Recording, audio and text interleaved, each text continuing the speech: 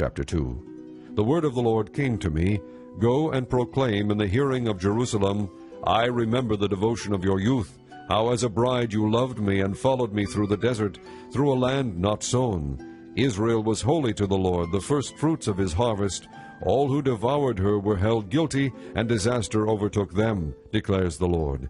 Hear the word of the Lord, O house of Jacob, all you clans of the house of Israel. This is what the Lord says. What fault did your fathers find in me, that they strayed so far from me? They followed worthless idols and became worthless themselves. They did not ask, Where is the Lord, who brought us up out of Egypt, and led us through the barren wilderness, through a land of deserts and rifts, a land of drought and darkness, a land where no one travels and no one lives? I brought you into a fertile land, to eat its fruit and rich produce. But you came and defiled my land, and made my inheritance detestable. The priests did not ask, Where is the Lord? Those who deal with the law did not know me. The leaders rebelled against me. The prophets prophesied by Baal, following worthless idols. Therefore I bring charges against you again, declares the Lord. And I will bring charges against your children's children. Cross over to the coasts of Kittim and look. Send to Kedar and observe closely. See if there has ever been anything like this. Has a nation ever changed its gods? Yet they are not gods at all. But my people have exchanged their glory for worthless idols. Be appalled at this, O heavens, and shudder with great horror, declares the Lord. My people have committed two sins. They have forsaken me, the spring of living water, and have dug their own cisterns, broken cisterns that cannot hold water. Is Israel a servant, a slave by birth? Why then has he become plunder?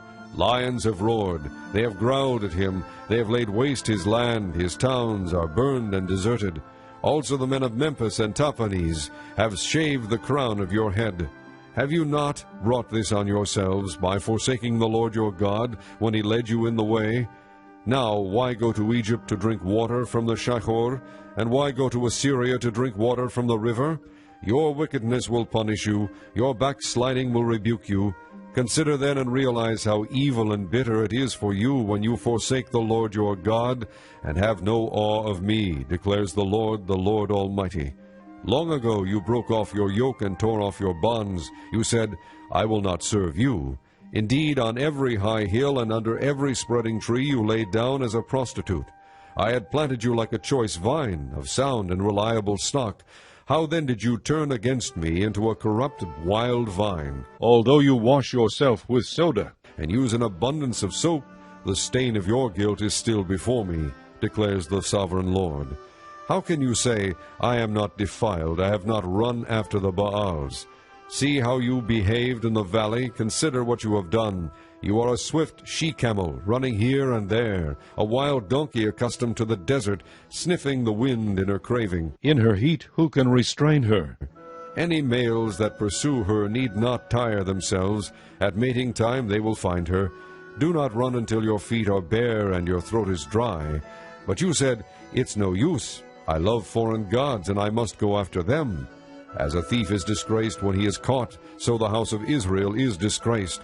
They, their kings and their officials, their priests and their prophets. They say to wood, You are my father, and to stone, You gave me birth.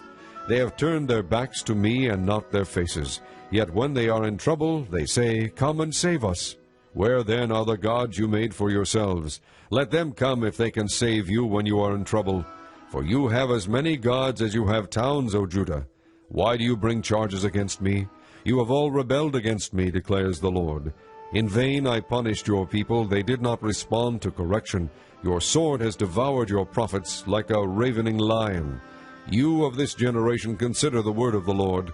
Have I been a desert to Israel, or a land of great darkness? Why do my people say, We are free to roam, we will come to you no more?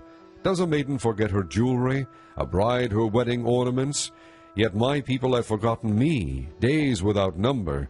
How skilled you are at pursuing love! Even the worst of women can learn from your ways.